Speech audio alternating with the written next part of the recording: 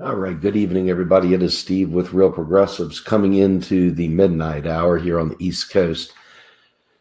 The language that is going around from the progressive movement, from talking heads, leading left people like our friend Lee Camp, people like Jimmy Dore, even Tim Black and others. These are people who you've grown used to hearing round the clock. They're your people. They're people that we want to rally around. They're people that we feel are fighting the good fight day in and day out. But all of them have held on to neoliberal language about taxpayer dollars. And they've held on to the same myths and legends that got us into the ditch that we're in today. So someone came to me tonight that inspired this live stream and said, what if Lee Camp and what if these guys, Jimmy Dore and others, simply changed the way they said things? It's not a matter of just changing the way we say things. You understand that every single aspect of our talk shows, the comedy shows, the political discourse in the debates, the newspapers, everywhere we go, they're using the same language of the taxpayer dollar. And by doing this, number one, it immediately brings people to start saying, well, if we cut spending here, if we cut spending there, then we can serve the people. Now, I want you to think about this. This may seem like a benign nothing, but it's not. It's huge. It's a monstrous change. What the deal is that every time you throw up, we'll cut spending somewhere else to pay for something else that we think we need, we immediately, right then and there, forget all the political battles between Democrat, Republican, and all the other gibberish that we're used to. But in that moment, right there, we now set up a new battle. Now, whatever vested interests are there protecting whatever thing you want to cut to be able to put that money elsewhere, that moment right there creates a new two-front battle. Now you've got to not only fight the war to try to get them to agree to reduce spending in this area, but we also then have to find a way to get people to understand that we don't need to raise taxes to get it to happen in the area that we want. You actually create a three-front war when you don't get this right. When you don't get this story down pat, you've created a three-front war. We got to reduce spending. We got to raise taxes. And then we got to convince you that we're not going to pollute your children with socialism and everything else. Do you see how this language issue creates untenable, unwinnable battles that are completely unnecessary? Completely unnecessary. And yet people try to say, nah, just let them get away. Just let them say whatever they're going to say, Steve. I mean, don't say anything mean about these people. Well, I'm not going to say anything mean about them. But I'm going to tell you straight up, you're either part of the solution or you're part of the problem. And good people can still be part of the problem. And they are part of the problem. You know, Rocco was on the other night with Harsh Med, Real Progressive's own Rocco Million. And Rocco was debating somebody that I wouldn't have given 5 seconds of my time to. Number one, the guy had done no homework. Number two, he had no basis for any of his statements. They were just opinions everywhere. And as you know, Real Progressives doesn't come in here with a bunch of opinions. We're coming in here with fact-based, academic-based, research-based perspectives. We're coming at it from a vantage point that allows us to overcome the myths, the legends, and the bullshit that has blocked us from ever achieving the things that we could have achieved for the last 40 plus years. Still, we have people that resist us because it's very hard to get over the hump to be able to make the connection that these tax dollars aren't actually paying for programs. So you're already up against a major hill, a tough mountain to climb, getting people to give up something they've been saying forever. Number two, to make them believe that their government has told them something that wasn't true, while it's certainly easy to believe on some areas, is very difficult to believe when they realize how much pain and suffering their own families have gone through, much less the people that they see in the streets. All those individuals that have suffered as a result of this lie. So you're dealing with people that don't want to see truth. And you're dealing with personalities in the media that can't be bothered to learn the truth. And then on top of it, you're dealing with politicians that have to cater to our misperceptions so that they don't get laughed off the stage. And then you've got party boss, and you got so much negative energy pouring down on the truth. The truth is literally the last thing standing, though, and is the only thing that prevents us from failing. If we embrace the truth and we speak truth and we do the tough homework, we actually take the time to learn.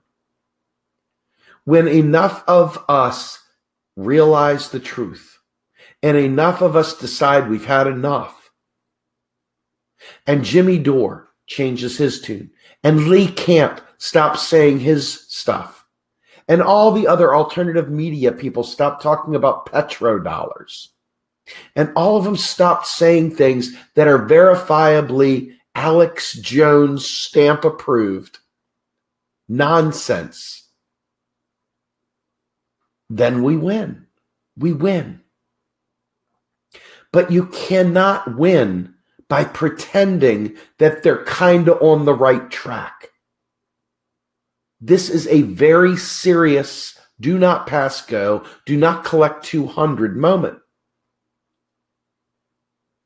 The very people that we are looking to as truth tellers are skipping the truth because they don't want to learn. Maybe they're too cool. Maybe they don't feel the need. Maybe they don't feel my teeth biting on their ankles because they're so big and popular. But I can tell you this, they're doing damage and they don't even realize it. Every time Bernie Sanders goes on there and says something about taxpayers' money, he's hurting the movement. Every time Lee Camp or Tim Black or Jordan or Jenk or any of the others say taxpayer dollar, they are hurting our movement. Anytime anyone brings up the word taxpayer dollar, they are literally harming people because they are immediately setting up a battle. They're immediately setting up a battle that is completely unnecessary. Stephanie Kelton has said repeatedly that Democrats tend to leave the headstones of the progressive agenda by worrying about the pay-fors, by talking about raising taxes, okay? Bill Mitchell said most progressives, most people that think they're progressives, are actually neoliberals. Do you know how you know a neoliberal? You may not even realize you're a neoliberal, and this is sad, but this is true. It's when you think you've got to cut spending here to pay for spending there. It's when you think that we've got to raise taxes to pay for stuff. You're stuck in a neoliberal mindset. Doesn't make you a bad person. See, neoliberalism is not just some slur like fuck you. Neoliberalism is this idea that we have scarce money and that we have to privatize things and that we have to make tough decisions because we can't afford, because there's not enough taxpayer money to pay for these things. And so all these people that claim to be woke, that are repeating this mantra, even if they're good guys, great guys, wonderful guys, they're harming the movement. They're harming the prospects. Now, the other day, Joe Rogan of the Joe Rogan Experience had Abby Martin on his show. And towards the end of his episode 1111 or something to that effect, Joe Rogan and Abby Martin had a good chuckle about the absurdity of guaranteeing a federal job for every American. They got a kick out of it. Now, many on the left are absolutely salivatingly in love with Abby Martin, and she provides great coverage of Syria and other areas like that. But let's be clear. If Abby Martin doesn't want to be held to account for economics, and she doesn't want to be held to account as a policy wonk, she should avoid making such derogatory comments about something so life-changing for people who are in generational poverty, stuck in Flint, Michigan, have no prayer of mobility, and are desperate for work. Same goes with you, Joe Rogan.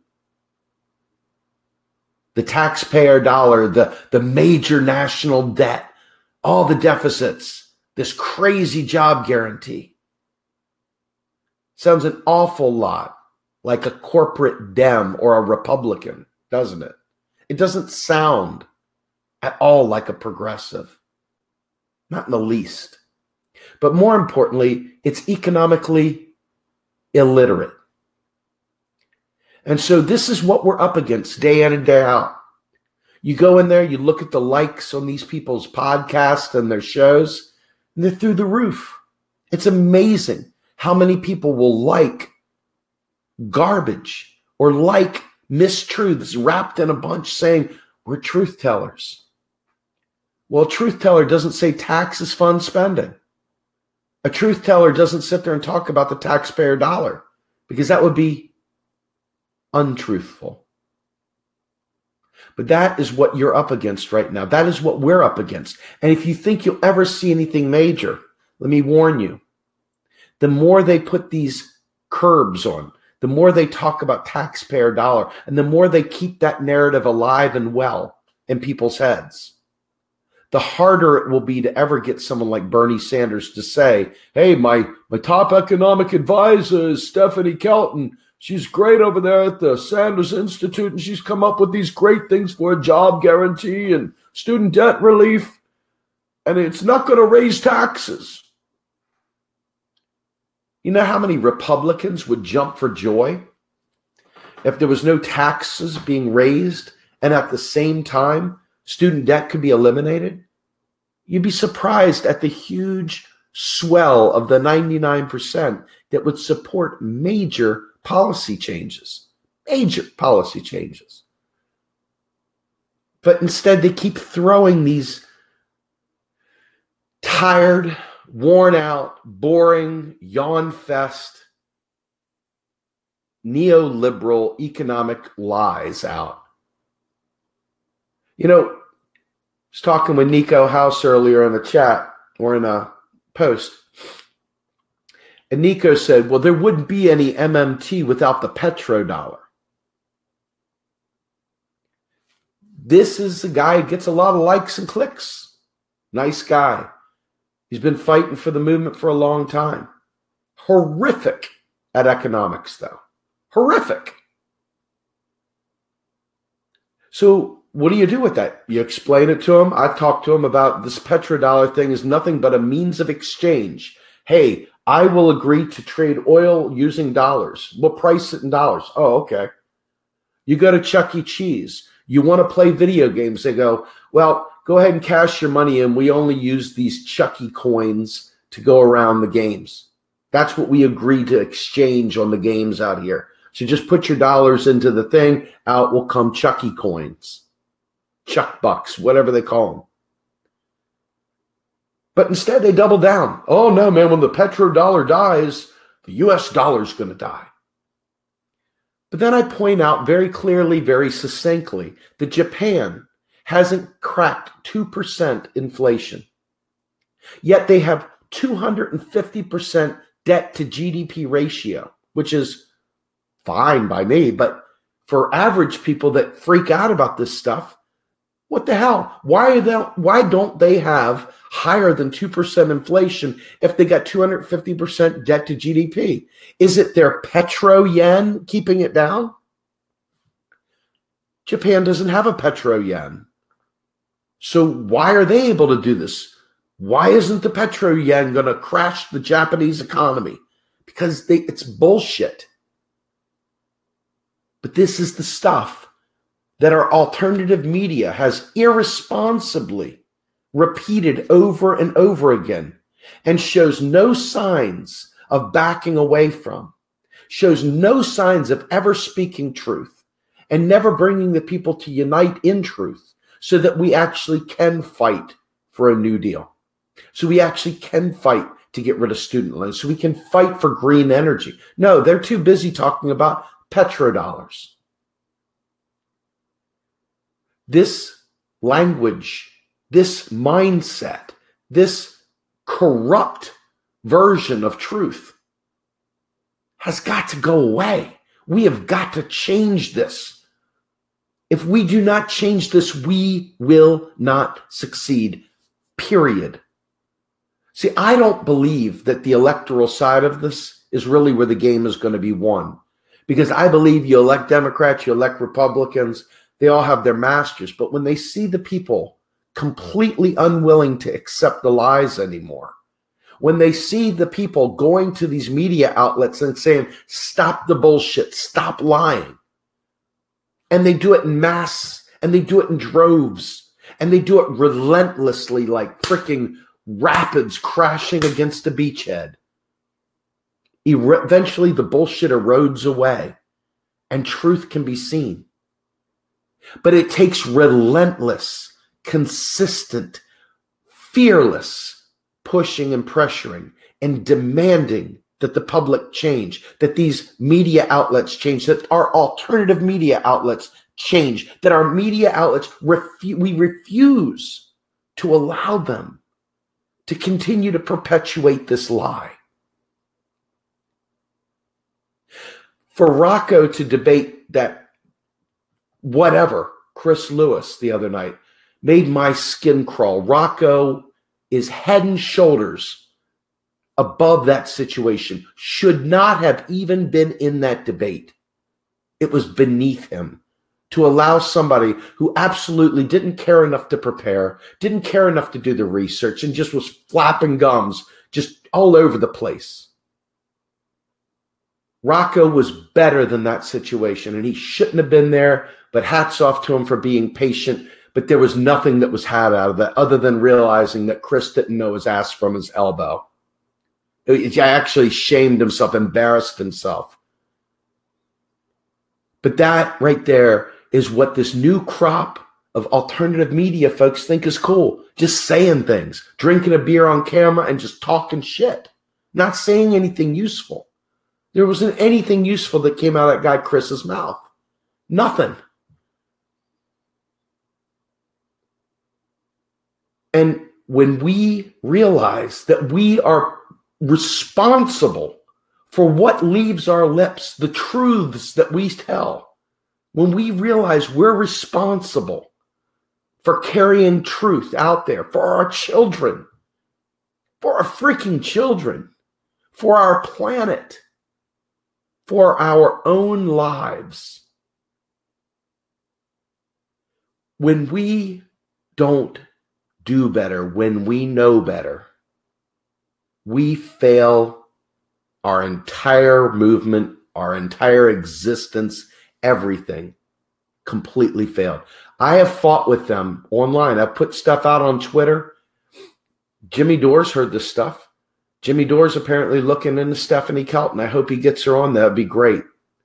Apparently he said he wanted to talk to me. I haven't seen anything. I sent him an email. No return. It's all good. I don't need it.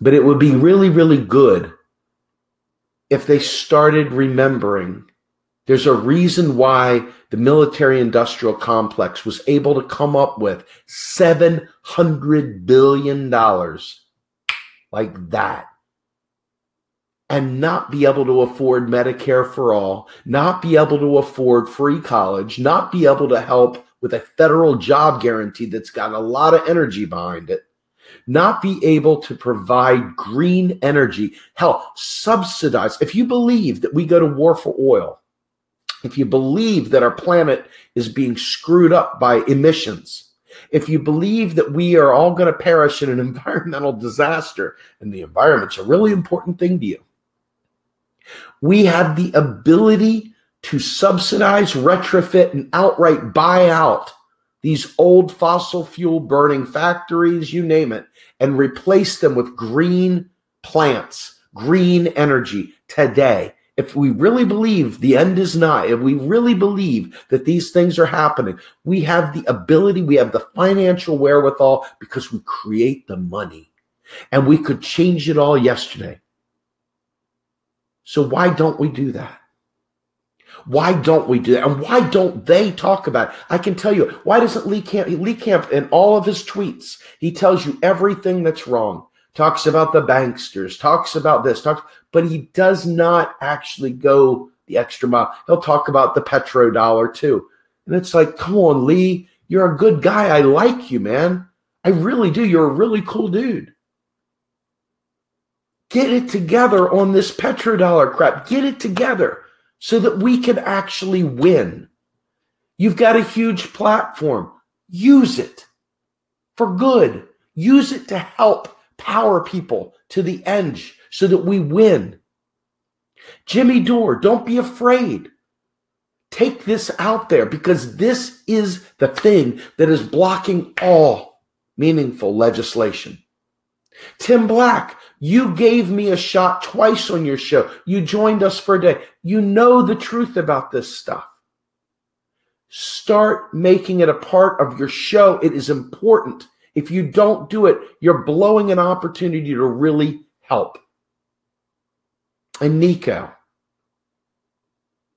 stop reading the 3 a.m. blogs and start paying attention to the experts. They're right there for you, man. You've been told there's no more, hey, I don't know any better. You know, do better. Do better. It's on you to do better, brother. Step up, be a man, and do better. And all the other media outlets, I mean, Harsh Med, you know enough about MMT. You've got Stephanie Kelton plastered everywhere. And yet you bring these people on to your show and allow them free reign to just say all manner of gibberish about economics when you know better. When you know better, you do better. Brother, do better. Step up, do better. You can. You want to have a platform? Be responsible with your platform while you're drinking your beer. Make sure that they're saying the right things. Teach them, educate them, because all of us are dependent on all of us to change this narrative. It's that big a deal. No, we can't just pretend like I'm okay, you're okay, and go our separate ways. No, it's not differences of opinion. This is ground zero of us cracking the seal and bringing about a progressive revival. Without this, there can be none. It is that vital, folks. It is that vital. You can either believe me or not, but I can assure you this. If you find it's more fun to talk about Donald Trump's comb over, you find it's more fun to talk about Stormy, you find it more fun to talk about bullshit, you're not helping. If you think you're helping, you're not. And I see people, we interview candidates all the time. But I can tell you this, the candidates that are running for this 2018 midterm, very few and far between that are economically literate. That's no joke. Having had most of them come through here, most of them, they don't know it. They don't. There are a few that do, quite a few actually, starting to. It's very important that you find out who those people are and you support them. Because without that change, there is absolutely zero progressive agenda. I'm Steve Grumbine with Real Progressives. Have a good night, everyone.